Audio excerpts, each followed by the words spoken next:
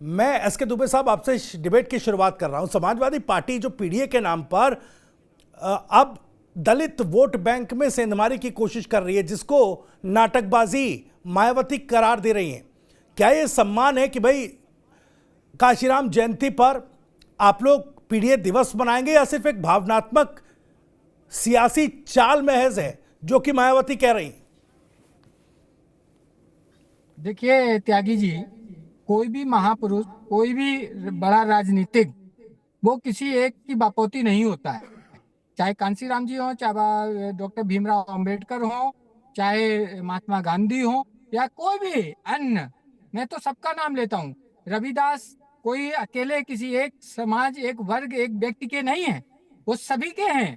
उन्होंने उनके उनकी उनको उनको अनुसरण करने वाले किसी भी जात धर्म के हो सकते हैं। अरे कल मैं एक चीज देख रहा था, एक वीडियो देख रहा था।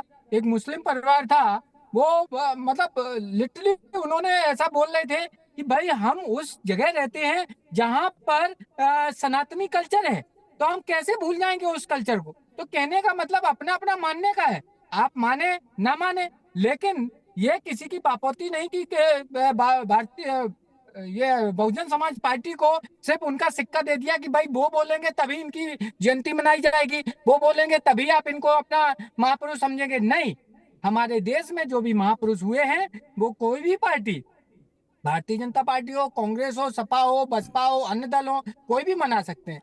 जी, लेकिन लेकिन अब इस पर बड़ा एक सवाल अफसोस उठ रहा है है इसके आज की दुबे साहब, जो राजनीति तर्क में आप दे रहे हैं। कि मायावती जी कह रही है कि भाई आपने तो जब आपकी सरकार रही तो काशीराम जी के नाम पर जो जो चीजें थी सबको बंद कर दिया, वो नाम बदल दिए गए, और अब आप कह रहे हैं कि भाई किसी अरे एक पार्टी की, एक दल की बपौती नहीं है। देखिए, समय का परिवर्तन है।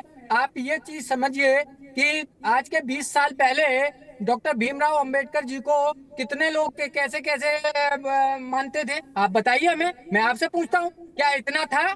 नहीं था। कि क्यों? क्योंकि एक पार्टी की सरकार थी, उन्होंने अपने ही लोगों को स्थापित किया है। कांग्रेस पार्टी की सरकार में कांग्रेस के अलावा किसी दूसरे नेता को आगे आने दिया? नहीं आने दिया। लेकिन वर्तमान का जो समीकरण है, वर्तमान का जो परिदृश्य है, वर्तमान का जो समय है, उसमें ये अच्छी चीज है कि जो जो दब गए थे, जो साइडलाइन हो गए थे, वो जी, भी अब आ रहे हैं। तो अगर हमारी पार्टी इस चीज का स्वागत करती है, वो उनकी जयंती मनाती है, तो इसमें किसी को एतराज होने की क्या जरूरत है भाई? आप भी जी। मनाइए ना, आपको किसने मना किया? आप अपने हिसाब से मनाइए, हम अपने हिसाब से मनाएंगे। लेकिन आरोप और बात तब पूरी तरह राजनीतिक हो जाती है ना सर, जब समाजवादी पार्टी कहती है कि मायावती तो बिल्कुल काशीराम जी के जो सिद्धांत हैं उनको भूल गई है। नहीं देखिए, इसका तो आपने भी रिजल्ट देखा ही है ना। पिछले कई चुनाव से ये चीज इंडिकेट कर रही है कि मायावती जी में कहीं ना कहीं कुछ कमियां आई हैं। भाई जी, सबसे बड़ा कमी तो ये है कि उनके यहाँ पैसा बहुत चलता है। आप चाहे छोटे चुनाव से लेके बड़े चुनाव तक का, तो आदमी कहाँ से पैसा देगा? आदमी सोचता, देखिए फिर वही बात, करप्शन को कौन पैदा करता है? करप्शन को कौन पैदा करेगा? आज आप त्यागी जी कोई अच्छे पोजीशन पे हैं, और आपके पास ठीक है, आपको आप इस काबिल भी हैं कि आप पैसा कमा सकते हैं 2 नंबर से या भ्रष्टाचार से। तो ये चीज अच्छी नहीं है ना। आप अपनी काबिलियत अच्छी चीज में लगाइए ताकि अपना नाम हो। लेकिन बसपा ने एक नया कल्चर पैदा किया था कि जिसकी अटैची भारी उसकी टिकट की बारी। अब आप सोचिए, अटैची अगर हमारी हल्की है तो हम टिकट से वंचित हैं, भले ही हमारा कितना भी प्रभुत्व हो समाज में, भले भी हमारा जो लोकल एरिया में हमारा अच्छा खासा दबदबा हो, वो सब साइडलाइन कर दिया गया था। तो उसका वो सबसे बड़ा फैक्टर रहा है बसपा का ग्राफ गिरने का। अब जी। बसपा, दूसरी चीज जो ये तो इंडिकेशन हुआ। काशीराम जी का एक नारा था कि भाई जिसकी जितनी हिस्सेदारी उसकी उतनी भागीदारी। आपने इसको देखिए आरोप में, दूसरे आरोप में तब्दील कर दिया कि भाई जिसकी जितनी अटैची भारी उसकी उतनी भागीदारी। खैर, मैं सतीश प्रकाश जी आपके पास आऊं उससे पहले कृष्ण मोहन पांडे जी आपके पास आ रहा हूं मैं। जो अपॉर्चुनिटी समाजवादी पार्टी दलित वोटर्स को लेकर देख रही है, क्या बीजेपी भी उसी राह पर है? दिल्ली में आप भी लगवा रहे हैं प्रतिमाएं काशीराम जी की? देखिए, एक बात स्पष्ट कर दूं कि भारतीय जनता पार्टी उन सारे लोगों का सम्मान करती है जो राष्ट्र के विकास में सहयोग किए हो, वो राजनीतिक तौर पर किए हो, सामाजिक तौर पर, आर्थिक तौर पर जिन भी परिस्थितियों में खड़े रहे हो। राष्ट्र प्रथम की भावना जिनकी रही हो, भारतीय जनता पार्टी उनके साथ खड़ी है, उनका सम्मान करती है।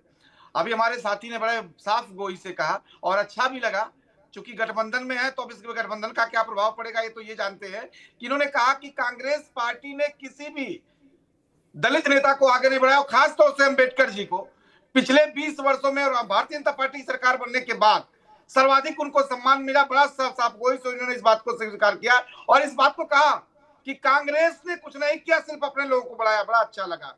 उन्हें इस बात को कहता हूँ कि भारतीय जनता पार्टी कांसीराम जी का अम्बेडकर जी को आपने भी नहीं बढ़ाया, अम्बेडकर जी का सम्मान, नहीं डॉक्टर अम्बेडकर जी को आपने भी नहीं बढ़ाया।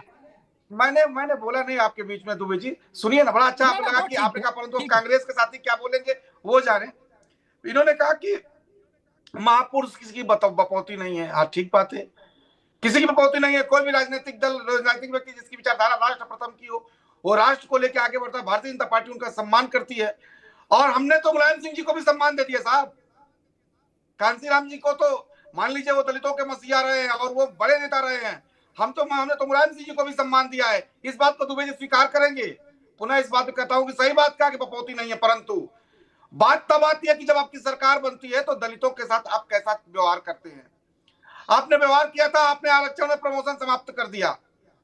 आप ही है वो कि जब समाजवादी पार्टी की सरकार बनती है तो एनसीआरबी का डाटा कहता है कि दलित उत्पीड़न सर्वाधिक बढ़ जाता है, और वो भी कहां, उसमें सर्वाधिक जो मुकदमे होते हैं जिन लोगों पर, वो एक जाति विशेष के लोग होते हैं, नाम लेना उचित ना होगा। पुनः इस बात में कहता हूं कि आप ये जो दिखावा कर रहे हैं, ये दिखावा देश की जनता और दलित समाज देखता है कि जब जब सरकार, समाजवादी पार्टी की सरकार बनती है तो दलित उत्पीड़न बढ़ता है। अभी हमारे साथी ने कहा कि कांग्रेस किसी को आगे नहीं बढ़ाई। ठीक, बिल्कुल बात सही आपने कहा। तो फिर कांग्रेस ने किसी को आगे नहीं बढ़ाया और आप कांग्रेस के साथ घूम भी रहे हैं, गलबैया भी कर रहे हैं।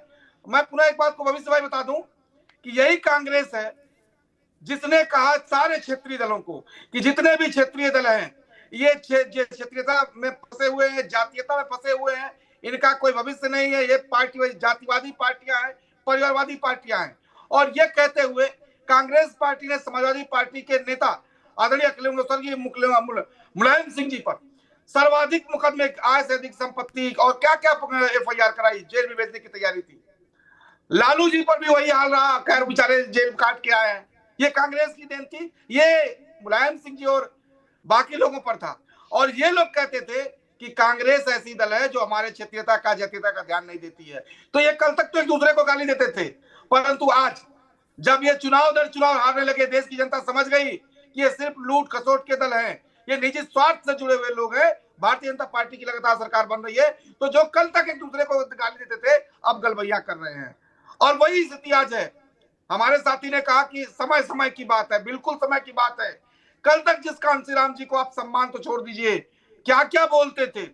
बहन जी जैसे एक बड़े नेता को आपने गेस्ट हाउस कांड करवाया, और दलितों के प्रति आपकी क्या राय ये बताने की आवश्यकता नहीं है। परंतु जब अब 14 हारे, 17 हारे, 19 हारे, 22 हारे, 24 हारे, सरकार में कहीं ना कहीं सत्ता में नहीं आए, जब सत्ता से दूर है तब आपको कांसीराम जी याद आ रहे हैं, आपको दलित प्रेम याद आ रहा है, आपको मुस्लिम प्रेम और देश के अन्य वर्ग याद आ रहे हैं। परंतु सत्यता यह है कि आप सिर्फ और सिर्फ भूखे हुए सत्ता के लिए, बाकी आपका अपना एक जाति, एक धर्म विशेष के साथ जो खड़े हैं। अभी कुछ दिन पहले आदरणीय अखिलेश जी ने कहा भी, उन्होंने कहा कि पूर्व में हमारी जो सरकारें थी उसमें बाकी लोगों का बहुत ध्यान दे दिया गया है, अब अल्पसंख्यकों की बारी है। अर्थात 2027 में यदि सरकार इनकी बनती है तो एक वर्ग विशेष को जो असंवैधानिक है उनका ध्यान रखेंगे, ये इनकी व्यवस्था है। उन्होंने इनको, हमारे साथी ने कहा कि कांग्रेस जो है, हमारे साथी ने कहा कि बहन जी जो है वो अपने सिद्धांत भूल चुकी हैं, कांसीराम के सिद्धांत भूल चुकी हैं, और वो अटैची लेती हैं और कांसीराम जी के रहते वक्त लेते थे। तो एक तरफ कांसीराम जी का सम्मान करने जा रहे हैं और दूसरी तरफ कह रहे हैं कि बहुजन समाज पार्टी अटैची लेकर, भारी अटैची लेकर के सत्ता देती है और टिकट देती है। तो आप उनका सम्मान करने जा रहे हैं या डिबेट बैठ के अपमान करने जा रहे हैं, ये देश का दलित देख रहा है। और इसमें कोई शक नहीं है कि दलित वर्ग की बड़ी नेता आज के समय में, आज के भी समय में कोई है तो वो बहन जी है, उसमें कोई अस्वीकृति नहीं है। हाँ, दलित वर्ग टूटा है तो भारतीय जनता पार्टी के साथ खड़ा हुआ है, ये दर्द समाजवादी पार्टी को। चलिए ठीक है सर, जल्दी से 10 सेकंड में दुबे साहब जवाब दे दीजिए, उसके बाद बाकी मेहमानों का रुख करूंगा। जी जी जी, मैं सबसे पहले इनका एक जवाब देना ये चाहता हूँ कि ये हमें ये बता दें कि इन्होंने बाबा भीमराव अम्बेडकर जी को कब से मानना चालू किया है। ये बता सकते हैं ना? अगर जानकारी है तो बता देना थोड़ा। और दूसरा, इसमें कहीं कोई सच्चाई नहीं दुबे है। जी, सच्चाई ये है कि 24 अब सुन लीजिए, मैं कुछ बोला नहीं, मैंने कुछ बोला नहीं। अभी दूसरी सच्चाई ये है कि 24 के जो चुनाव में रिजल्ट आया उसने ये प्रूव कर दिया कि दलित वर्ग भी समाजवादी पार्टी के साथ है और तभी हम 37 आए हैं। इसमें कहीं कोई दो राय नहीं। तो निश्चित ठीक तौर है। पर आने वाले कल में 27 में जब चुनाव होगा तो दलित वर्ग हमारा प्रमुख हिस्सेदार होगा। इसमें कहीं कोई दो राय नहीं है। और आप देखना कि आपके कारण ही आपके राज्य में कितना अत्याचार हो रहा है, बटकों की चोटियां खींची जा रही हैं। चलिए ठीक है सर, वो शंकराचार्य का विषयांतर हो अपमान जाएगा। ठीक है रहा सर, विषयांतर हो जाएगा। मेरे पास है प्योर पाव भाजी का मसाला, प्योर पाव भाजी मसाला, पाव भाजी को टेस्टी बना डाला, सबका राजा आल प्योर मसाला। ये है सीक्रेट रेसिपी MDH का जीरा सिर्फ जलजीरा मसाला। सिप सिप जीरा सिप